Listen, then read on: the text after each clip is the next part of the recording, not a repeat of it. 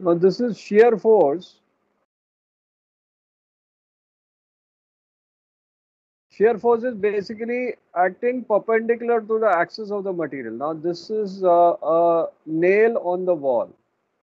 You're hitting from the top with a hammer. तो एक section यहाँ बच जाता है वॉल में, दूसरा सेक्शन राइट साइड में नीचे जा रहा है. तो this is positive shear. Same nail is there, you are hitting from below. तो ये सेक्शन यहाँ रहता है, ये राइट हैंड ऊपर जा रहा है. तो दिस इज नेगेटिव शेयर, ये ऊपर जा रहा है. अब शिप में देखें इसको कैसे लगता है. So if you are loaded more here, loaded here, less here, loaded more here, loaded less here. So in this hold, or is this tank in a tanker, the force of gravity is more than force of buoyancy, तो positive shear हो रहा है. यहाँ force of buoyancy is more than gravity, तो ये ऊपर जा रहा है, negative shear है. तो यहाँ ये bulkhead पे action कर रहा है shear force. Similarly इस tank में it is gravity is more than buoyancy, और इसमें buoyancy is more than gravity. तो ये दोनों इधर act कर रहे हैं bulkhead पे. अब जैसे ये वाला है shear, ये भी मैंने डायग्राम बनाया था. यहाँ आप नीचे से मार रहे हो तो ये ऊपर जा रहा है, यहाँ ऊपर से मार रहे हो नीचे जा रहा है. तो ये इस तरह वाला सटा हुआ है, ये नीचे जा रहा है, ये पॉजिटिव है, ये राइट हैंड ऊपर जा रहा है, ये नेगेटिव है. जैसे ये बना है. और भी मैंने बनाया है इसी की डायग्राम.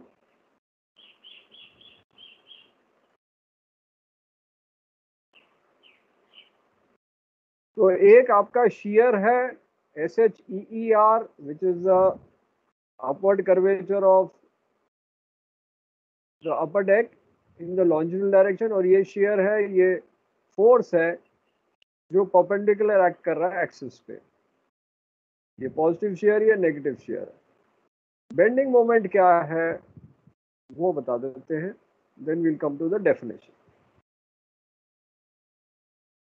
नाउ सपोज ये जहाज लिया है, हमने बेंडिंग मोमेंट निकालना है. तो बेंडिंग मोमेंट हमेशा निकलेगा फ्रॉम आफ्ट परपेंडिकुलर या फॉरवर्ड परपेंडिकुलर, लेकिन हम नॉर्मली आफ्ट परपेंडिकुलर से निकालते हैं. सो सपोज ये टैंक है जिसमें वेट लगा है 5 न्यूटन. दूसरा तीसरा टैंक है, यहाँ इसमें 5 न्यूटन, इसे नेक्स्ट ऑल्टरनेट पे 5 न्यूटन नीचे जा रहा है, और इसके नेक्स्ट ऑल्टरनेट में 5 न्यूटन नीचे जा रहा है. इस टैंक 6 न्यूटन ऊपर जा रहा है नेगेटिव, ये 6 न्यूटन ऊपर नेगेटिव, ये 6 न्यूटन नेगेटिव. इस टैंक से सपोज हमने डिस्टेंस लगाया x मीटर्स, तो हमारा जो बेंडिंग मोमेंट आया, क्योंकि हमें मल्टीप्लाई करना है फोर्स इनटू डिस्टेंस. ये कैलकुलेशन सिर्फ आपको समझा रहा हूँ, ये you don't have to do any calculation. सिर्फ आपको bending moments, what is the bending moment, वो समझाने के लिए कर रहा हूँ. Moment is equal to force into distance, perpendicular distance. तो आपका फोर्स नीचे जा रहा है यहाँ, और ये डिस्टेंस है. अगर किसी एंगल पे जाता है तो हम परपेंडिकुलर डिस्टेंस निकालते हैं. तो 5 इंटू एन एक्स हो गया आपका, पॉजिटिव नीचे जा रहा है. इसमें आ गया 5 इंटू 3x, तो 15 एन एक्स आ गया. इसमें आ गया 5 इंटू 5x एन एक्स, तो 25 एन एक्स आया. और इसमें आ गया, इसमें एक और आएगा, नीचे जा रहा है, ये हो जाएगा 735. ये 30 लिख दिया, ये गलत है, 35 है. तो टोटल आएगा 80 न्यूटन एक्स, 80 एन एक्स आया. तो ये 7 है, मैंने गलती से इसको 6 लिख दिया, ये 7 है. 7 इंटू 5 35, टोटल आ जाता है 80. अब नेगेटिव वाला ऊपर की डायरेक्शन में, तो ऊपर की डायरेक्शन में 6 into 2 12 N X, 6 into 4 24 N X, 6 into 6 36 N X, total add किया 72 एन एक्स. अब ये आप बताओ ये हॉग होगा कि सैग होगा, क्योंकि आ गया 80 माइनस 82 एन एक्स, पॉजिटिव आ रहा है बेंडिंग मोमेंट. तो ये हॉग होगा कि सैग होगा. बताओ भाई, हॉग होगा कि सैग सर होगा? सैग होगा। सैग सैग होगा, होगा। क्योंकि सैग होगा क्योंकि नीचे के फोर्स ज्यादा है ऊपर के फोर्स से, तो सैग होगा। तो ये अलजेब्रिक सम हो गया, पॉजिटिव माइनस नेगेटिव, अलजेब्रिक सम क्या हुआ? 8nx आया। तो 8nx आपको बेंडिंग मोमेंट में निकल आया सैग। आपको कैलकुलेशन करना कुछ नहीं है, सिर्फ आपको समझाया है कि डेफिनेशन क्या है, उसको समझाने के लिए किया है। तो shear force क्या है? Is the vertical force at that point. It is at a station. It may be also defined as the total load on either left hand side or right hand side. So it is defined as the difference between upward and downward force, जो आपको दिखाया, gravity and buoyancy, तो shear force लग रहा।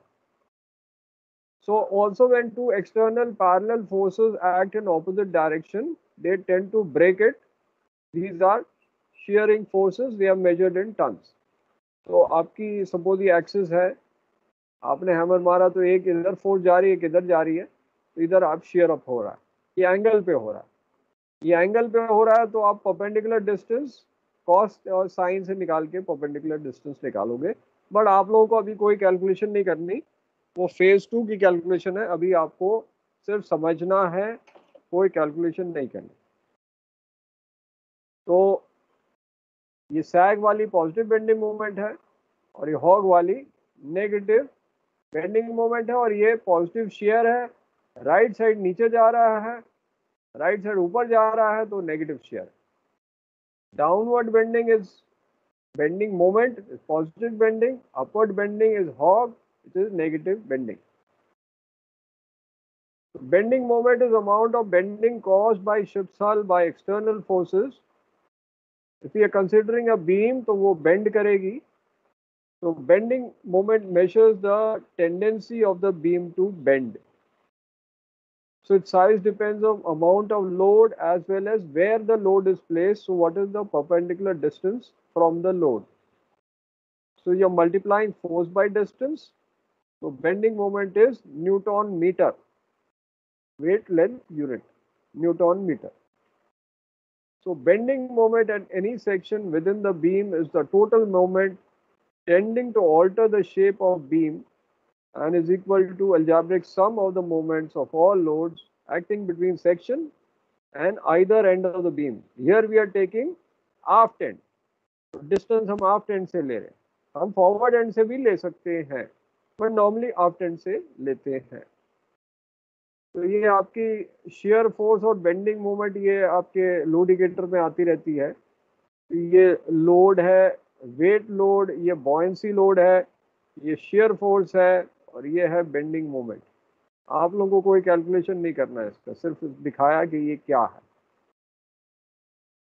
So bending moment is the tendency of a beam to bend due to forces acting on it. Magnitude is sum of moment on either side, can be determined for any section along the length of beam. So ये bending moment दिखा रहा है कि कैसे bend कर रही है और आपका perpendicular distance कितना है। ये आपके bending moment है, तो आपको सिर्फ definition लिखना है और diagram बनाना है और कुछ नहीं करना। तो shear force bending moment में कोई question आप लोगों को? Any questions you have? क्योंकि स्टील स्ट्रक्चर फिर हम हल पे शुरू करेंगे डेफिनेशंस। कोई क्वेश्चन नहीं है ना सर इस पे? सर बोलो। हल वाइब्रेशन एक बार समझा दो प्लीज। हल वाइब्रेशन। हल वाइब्रेशन, ओके।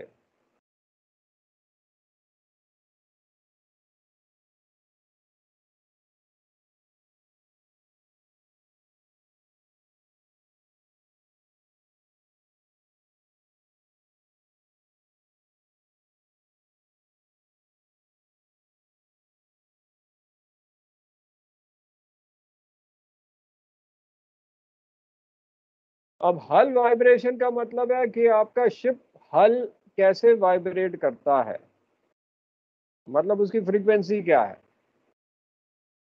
तो अगर मशीनरी की वाइब्रेशन और हल की वाइब्रेशन मैच कर जाए तो क्या होगा, रेजोनेंस होगा। तो अगर वो मैच कर गया तो रेजोनेंस हो गया तो क्या होगा, मशीनरी टूट जाएगी। तो आप ट्राई करते हो कि हल वाइब्रेशन मशीनरी वाइब्रेशन को नहीं मैच करे, इसलिए आप क्रिटिकल आरपीएम पे नहीं चलाते। हल वाइब्रेशन होता क्यों है, जब आपका पाउंडिंग होता है तो पूरा शिप जब स्लैम करता है वाइब्रेट करता है, ये तो एक हल वाइब्रेशन हो गया।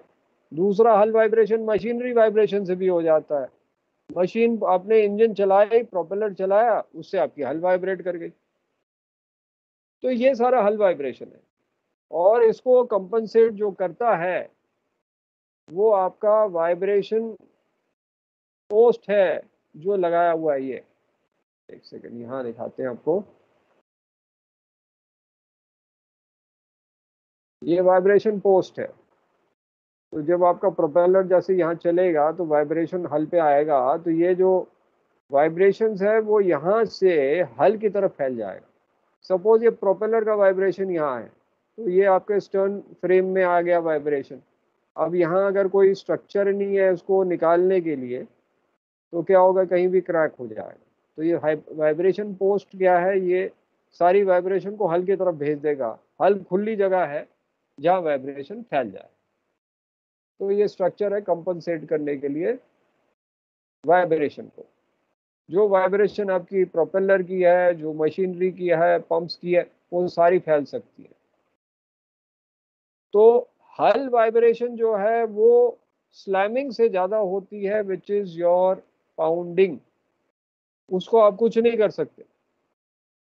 पाउंडिंग होगी तो जो वाइब्रेशन होगी उसको आप रोकने के लिए पाउंडिंग को अवॉइड करो, उस एरिया में ना जाओ, अपना बैलेंस फुल रखो, तो पाउंडिंग आपकी होगी नहीं।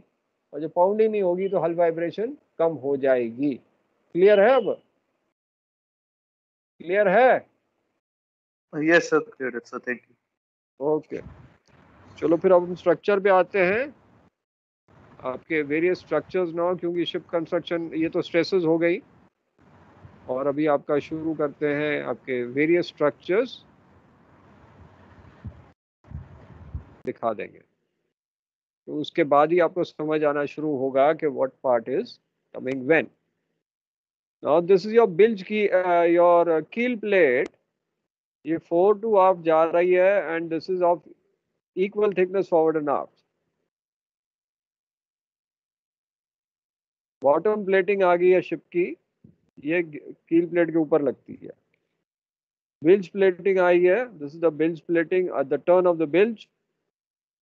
This is side plating, also known as hull plating.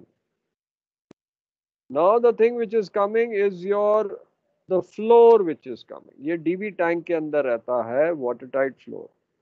Now your watertight floor is separating between two DB tanks in fore and aft direction. जैसे आपका DB tank one port है, second DB tank aft of it is two port. तो उनके बीच में अथवार्ड ship में इस type का watertight floor आएगा। अब इसके ये जो आया इसको कहते हैं सॉलिड प्लेट फ्लोर। एक टैंक में इस एंड में वाटरटाइट फ्लोर होगा, दूसरे एंड में वाटरटाइट फ्लोर होगा, बीच में सॉलिड प्लेट फ्लोर होंगे। सॉलिड प्लेट फ्लोर में ये वाले मैन होल्स हैं so that we can enter with SCBA in the various sections. ये छोटा रीजन इसको हम लाइटनिंग होल कहते हैं, that is to reduce your light ship weight of the ship. Cut होता है छोटा, ये बड़ा है मैन होल एलिप्टिकल।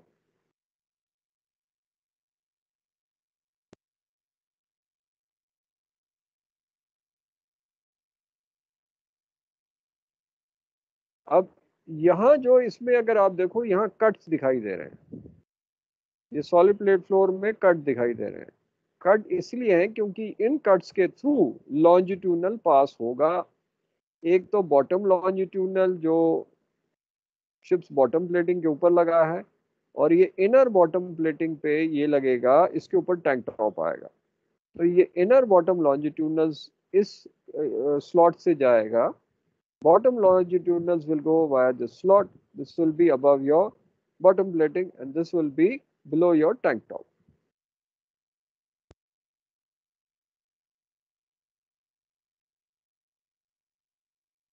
ये आप देख रहे हैं कट दिखाई दे रहा है।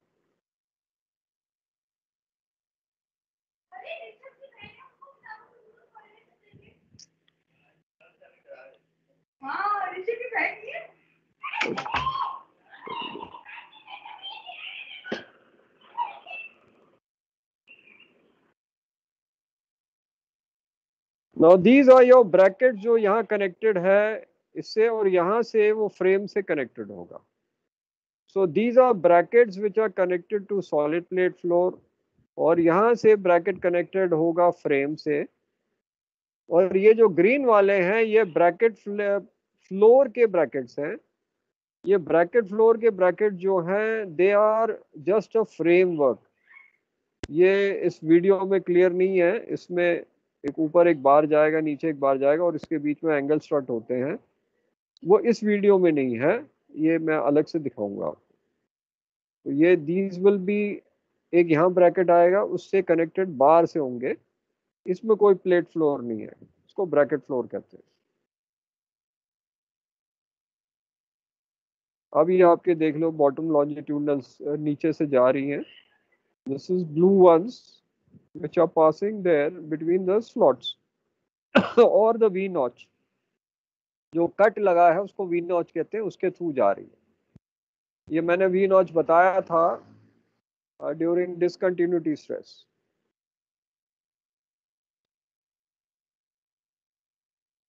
ये इनर बॉटम लॉन्जिट्यूडनल्स हैं जो ऊपर के नॉचेस से जा रही हैं, ये देखो ना ऊपर के नॉचेस से जा रही हैं, और ये टैंक टॉप के नीचे आएंगे।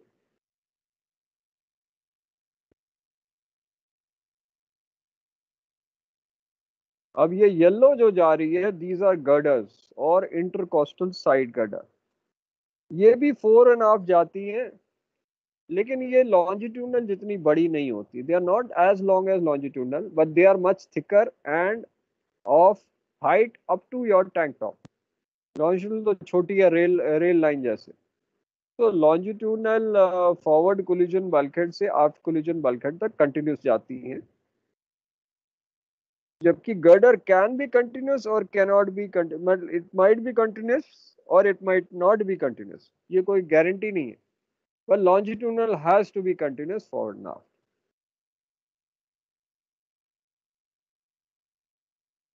अब ये जो डंडी लगी है यहाँ, अभी आई है यहाँ, इनको कहते हैं स्टिफनर। इसको मजबूत करने के लिए द स्टिफनर्स आर कनेक्टेड हियर। ये जो अभी डंडी आई है ये वाली, दीज आर स्टिफनर्स, ये सारे फ्लोर्स में कनेक्टेड है। लेकिन स्टिफनर आपके ब्रैकेट फ्लोर में नहीं लगे क्योंकि वो खाली है बीच में, उसमें एंगल स्ट्रट लगेगा।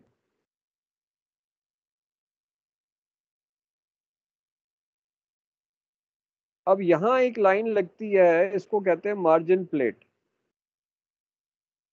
तो मार्जिन प्लेट बेसिकली एक प्लेट लगी हुई है which is connecting your all your floors along with the bracket. तो इसमें कोई भी स्ट्रेस आएगा सब जगह फैला देगी, जैसे आपको दिखाया था, यहाँ आपको दिखाया था, उसके बाद ये जब पीपीटी में दिखाया था आपको, ये जो प्लेट लगी है ये मार्जिन प्लेट है। तो ये वही लाइन है जो ब्रैकेट के साथ कनेक्टेड है। ये वाली जो प्लेट लगी है वो मार्जिन प्लेट मैं आपको वापस वीडियो में दिखा रहा हूँ। ये वाली लाइन जो लगी है वो वही लाइन है मार्जिन प्लेट। ये मार्जिन प्लेट ये कनेक्टेड है।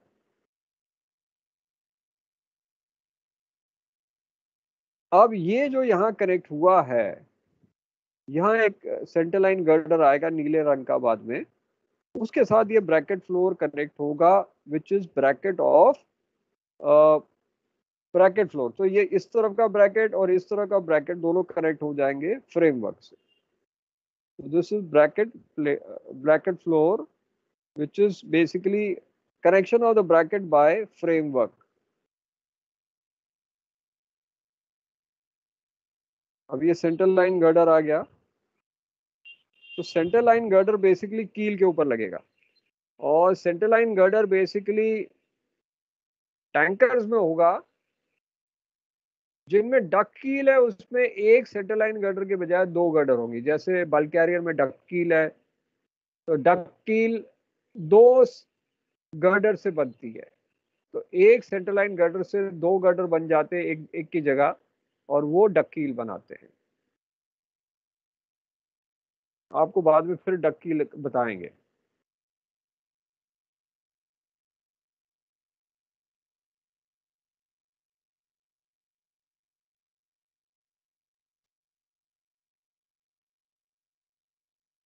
अब ये जो होल बने ये एलिप्टिकल होने चाहिए, राउंडेड, क्योंकि एलिप्टिकल इसमें बनाया नहीं है इन योर एनिमेशन, तो ये एलिप्टिकल होंगे, ये राउंडेड नहीं होंगे।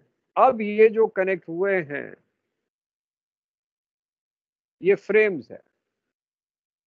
जैसे हमारे रिब्स बनी होती हैं तो हमारी बॉडी की फ्रेमवर्क बनती है, तो उसी तरह ये जहाज की रिब्स है। हमारे जैसे जो लंग को कवर करती हैं और छाती को और हार्ट को कवर करती हैं, ये सब वो रिब्स होती हैं। तो इस तरह से शिप की रिब्स जो हैं वो फ्रेम्स हैं, ये वाली, ये लाल वाली। तो ये ब्रैकेट से नीचे कनेक्टेड होती हैं और ऊपर में they will connect to the beams.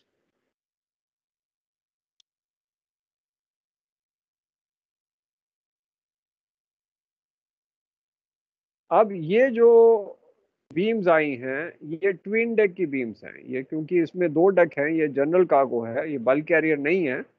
इसकी हेडिंग रॉन्ग है in the YouTube, this is general cargo midship section, not bulk carrier midship. तो ये ट्विन डेक है, उसके नीचे अथवर्डशिप बीम्स लगी हैं, ये स्ट्रक्चर।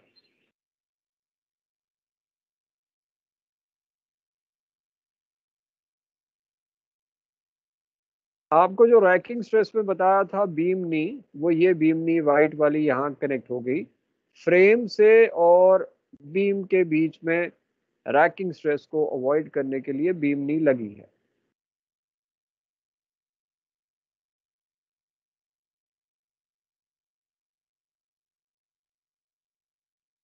ये वेब फ्रेम आ गया येलो वाला which is connected on top, और यहाँ बीम नी कनेक्टेड हो गई है, यहाँ भी बीम नी लगी है। तो ये डेक बीम्स आ गई हैं जो डेक के नीचे कनेक्टेड है अथवर्डशिप, एंड बीम नी साथ में कनेक्टेड है। अब इसके नीचे आएगा डेक लॉन्जिट्यूडनल्स, जिसके ऊपर डेक आएगा। ये डेक लॉन्जिट्यूडनल्स है गोइंग फोर एंड हाफ। अब डेक प्लेटिंग आ गई। हाँ मतलब इसको क्या कहते हैं भाई, शिप पे इसको क्या कहते हैं? आप लोग सब शिप से आए हो,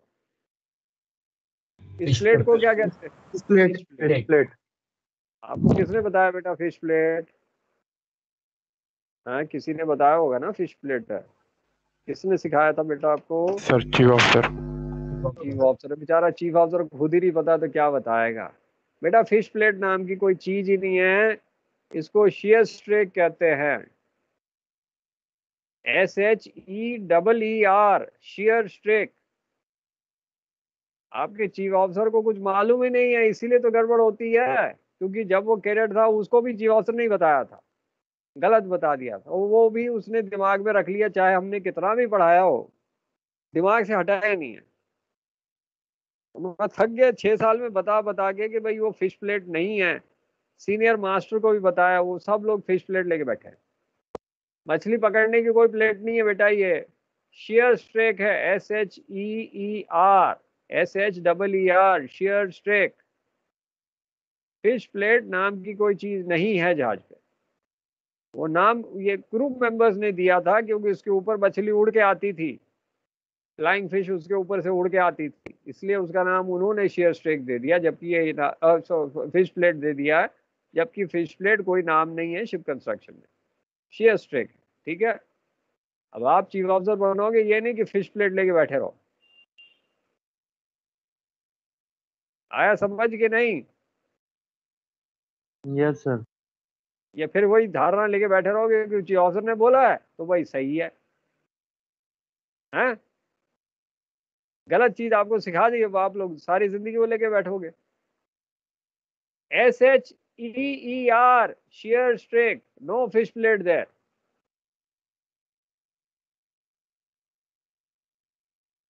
ये क्या है? ये क्या चीज अब आई, क्या इसको कहते एच कोमिंग। हैं? Hatch coaming. अब चलो चलो, ये तो ठीक बोला है।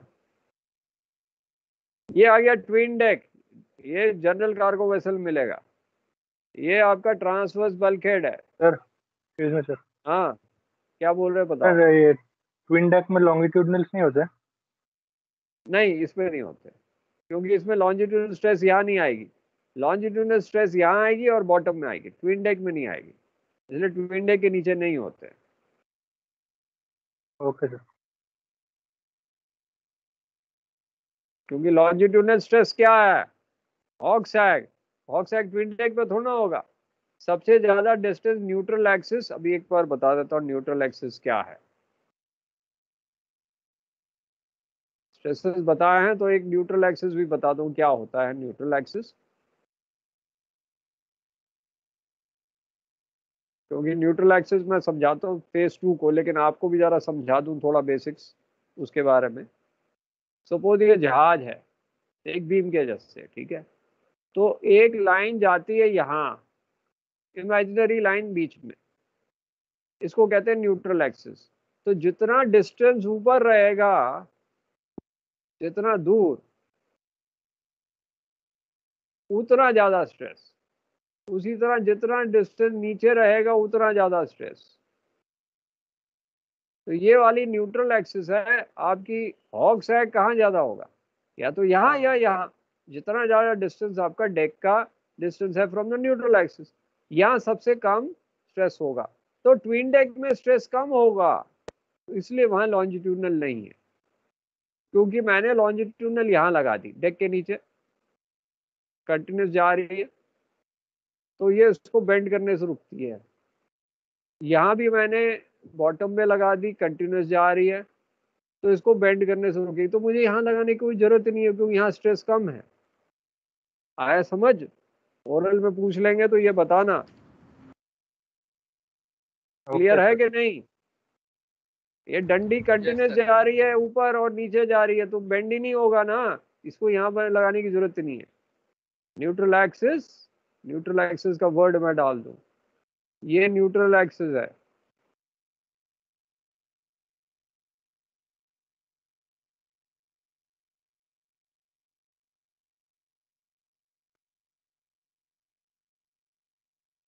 will have minimum hog sag, ठीक है। मैक्सिमम हॉग सैग आएगा यहाँ और यहाँ। Maximum stresses deck and bottom plating, deck plating, max hog sag, ठीक। bottom plating,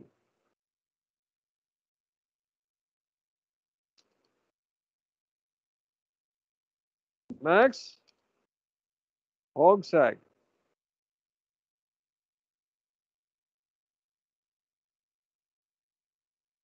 क्लियर आ गई? So neutral axis imaginary line है, it is an imaginary axis.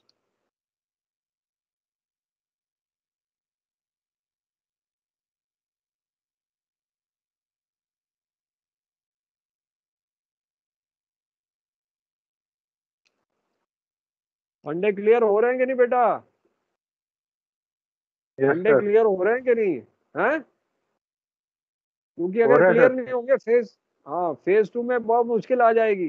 फिर आप लोग चीफ ऑफिसर बन के फिर यही कैडेट को बताओगे वो शेयर स्ट्रेक नहीं है, वो फिश प्लेट है। गलत चीज बताओगे और बड़े खुश होगे। अब आप गालियां दोगे वो चीफ ऑफिसर को, गलत क्यों बताया हमें, है ना?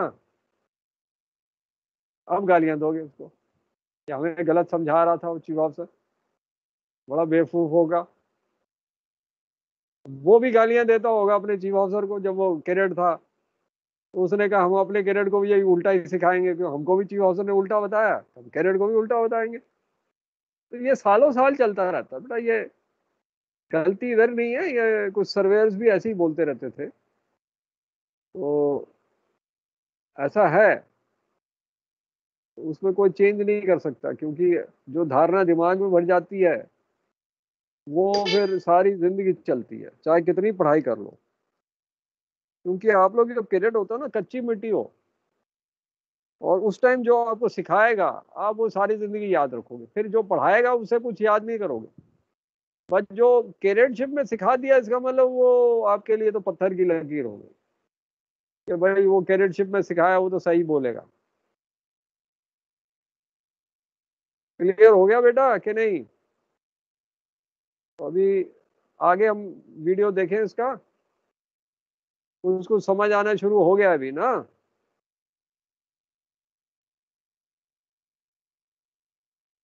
ऐसी पढ़ाई में मजा आता है कि नहीं आता है? हाँ, ऐसी पढ़ाई में मजा आता है कि नहीं आता है? Yes sir. Yes sir. हाँ, अब मजा आ रहा है। अब ये क्या चीज है, हरा हरा क्या चीज है? What is this? हरा हरा क्या है? ये सपोर्ट है इसका। अच्छा, आपने देखा होगा सपोर्ट में कट लगा होता है, वो किसके लिए होता है? ये जो हैच कोमिंग का सपोर्ट है, इसके नीचे कट लगा होता है, देखा है कि नहीं? साइड में कट लगा होता है। चलो यार, आपको डायग्राम बना के समझाना पड़ेगा, ये सब पढ़ाया हुआ ताकि है पानी आपको। पीछे चला जाए आसानी से। ड्रेन के लिए पानी होता के है। लिए नहीं है, पानी के लिए फिर शुरू हो गया। पानी के लिए किसने बोला पानी के लिए? हाँ, अभी आपको एक स्ट्रेस बताया था, वो क्या स्ट्रेस है? चलो आपको बताता हूँ फिर से। ये आपका हैच है, डिस्कंटिन्यूटी घटाने के लिए सर। डिसकंटिन्यूटी, बेटा सही बोला, ये एकदम सही बोला। अब लड़के को समझ आ रही है, very good, this is what I like. ये आपका हैच हो गया, ठीक है। अब हैच के साइड में, जिनको समझ नहीं आया उनको बता रहे हैं, इसको तो समझ आ गया है। यहाँ एक सपोर्ट लगा है, ठीक है, ये सपोर्ट लगा, और सपोर्ट के यहाँ एक कट लगा है यहाँ, और एक कट यहाँ भी लगा है, एक कट, ये दो जगह लगा था। उस कट को पता है क्या कहते हैं? क्या कहते हैं भाई? पहले तो मैं हैच कोमिंग सपोर्ट लिख देता हूँ।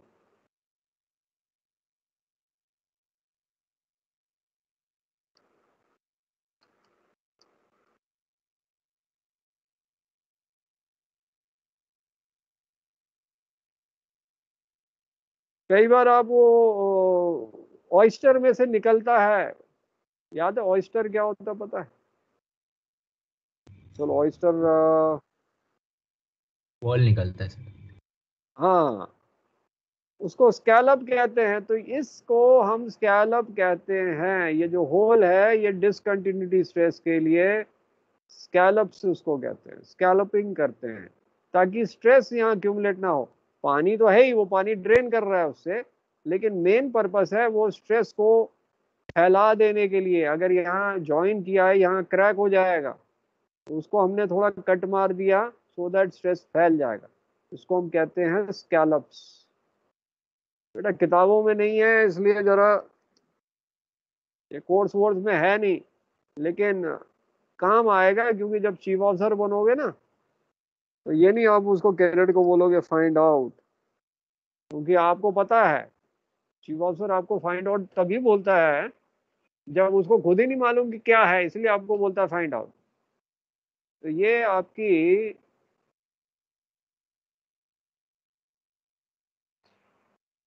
हैच कोमिंग है ना ये। तो ये जो बना है, इसको मैं ऑरेंज कर दूं सपोज। अब क्लियर है? तो ये हैच कोमिंग है, ये हैच कोमिंग सपोर्ट है, तो ये स्कैलप है। यहाँ थोड़े डायग्राम आपको अच्छे लगेंगे तो आपको समझ भी आएगा जल्दी। ये हैच कोमिंग है आपकी। लाइव आपके सामने डायग्राम बनाऊंगा तो आपको और अच्छा लगेगा, है ना।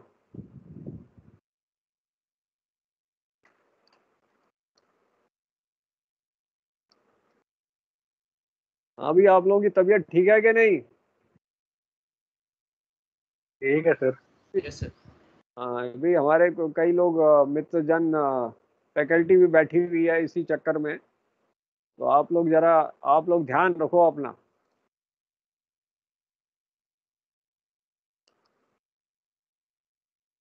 आप लोगों की पढ़ाई भी इफेक्ट हो रही है।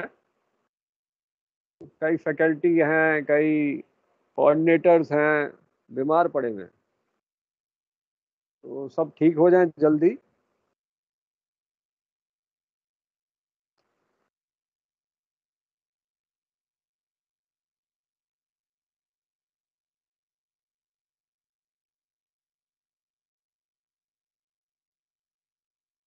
ठीक है, ये आप अपना नोट करके रखो, क्योंकि किताबों में नहीं मिलेगा स्कैलप क्या है, डायग्राम्स में नहीं मिलेगा ये स्कैलप क्या। ये सिर्फ आपके नॉलेज के लिए बना रहा हूँ, क्योंकि कई चीजें पूछी जाती हैं, ओरल में पूछ लिया स्कैलप क्या, तो फिर आप लोग सिर खुजलाओगे बैठ के। मैंने एग्जाम में ये पेपर में डाल दिया स्कैलप, तो क्या करोगे? मैं अभी एमएमडी पेपर बना रहा हूँ, अब उसमें मैं एक वर्ड डाल दिया स्कैलप, तो फिर होगी छुट्टी, वो किताब में मिलने वाला है ही नहीं, है ना? डाल दूं?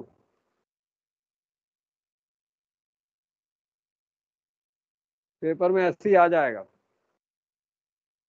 5 नंबर का डाल दें, ड्रॉ डिस्क्राइब स्कैलप, फिर मुश्किल हो जाएगी।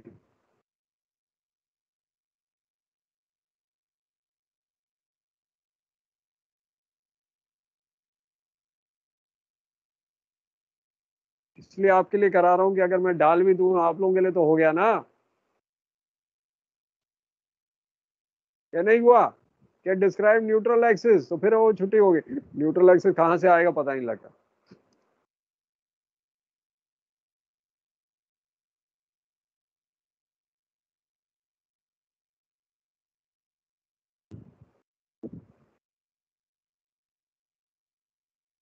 तो ये आपका एंड हो गया। वीडियो दी एंड हुआ। दोबारा वीडियो देखना तो बताओ, या समझना एक बार और? सर एक बार ही और करवा दीजिए। वंस मोर, ठीक है भाई, वंस मोर।